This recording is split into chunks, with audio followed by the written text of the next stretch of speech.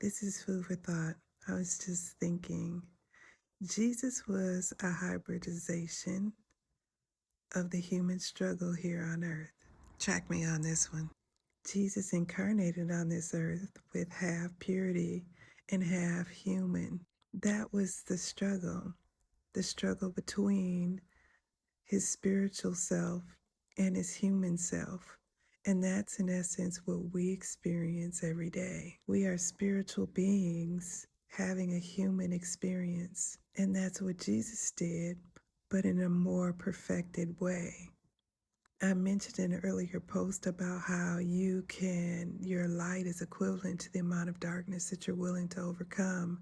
And if Jesus was light in its perfect purest form, can you imagine how much darkness he had to face to make it each day living as a human? So that's the battle between our spiritual self and our human self. Every day is a struggle when you don't clearly understand the process and how it is we're supposed to overcome. Growing up in church, it was always called a sin. You sinned, you did something bad, and then the guilt and the shame comes. But in a way, it kind of depersonalizes the whole process. Jesus didn't die for our sins, he died for us. And so he didn't die for his sins, he died for the process. Sin is not something you put in a box, it's not a thing.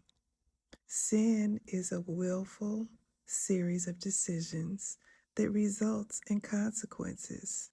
He died for the process of growing and making mistakes and taking accountability and being able to move on without guilt. He died because of the phrase, as above, so below.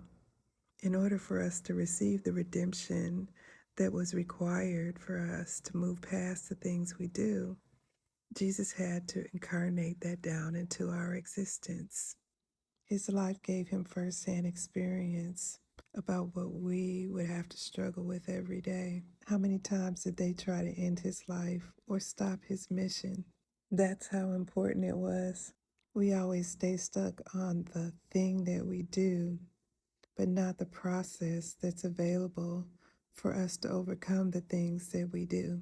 But you have to acknowledge, take accountability, and make an earnest effort to change and learn from your experiences. And when we stop thinking about the process as a thing we did or something you can pick up or drop at your convenience, and understand it to be a process and a daily struggle between our spiritual and our human selves, the process will look a whole lot different. How you look at life changes. How you look at God changes. You won't look at life as a series of mistakes. You'll look at it as a journey. A journey comes with ups, downs, twists, and turns. As long as God is paving the way and giving the directions, everything works out for your highest good. Trust Him. I love you. Have a beautiful day in and on purpose.